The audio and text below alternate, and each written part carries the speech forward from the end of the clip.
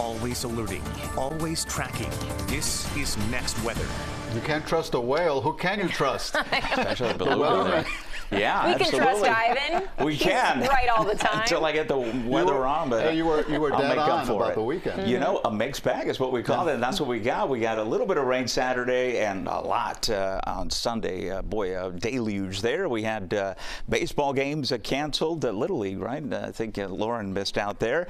As we check in on temperatures right now, in the 80s. Still feels like the 90s. I don't think we have washouts coming up. In fact, tomorrow, showers and storms, but they'll behave typically like a regular rainy season day. I don't think we're going to have too many problems here on Next Weather Radar Network, though the one area that has been seeing some showers through the last hour or so, Cudjoe there between Big Pine and Big Cowpit there. Not anything torrential and not much in the way of lighting, but just a few showers that'll be done. This is the rainfall footprint that we had earlier today. Some of us picking up between a quarter and upwards of half an inch of rainfall as the storms were training from south to north. Some of us picked up like Opelika, almost an inch there for you guys. But Tuesday, Wednesday, this is a setup.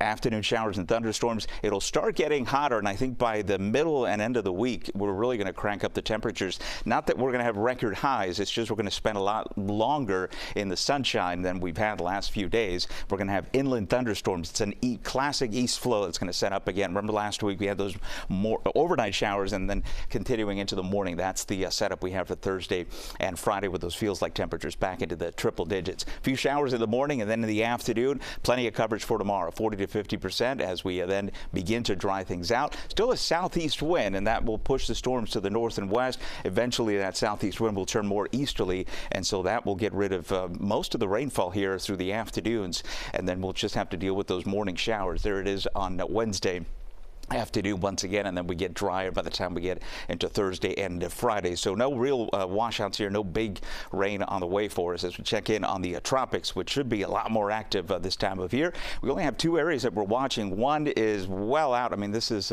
south of Cabo Verde there, and that's only about a 40% chance of developing. And I say only because even if it does develop in this area, it doesn't look like it's going much anywhere over the next few days.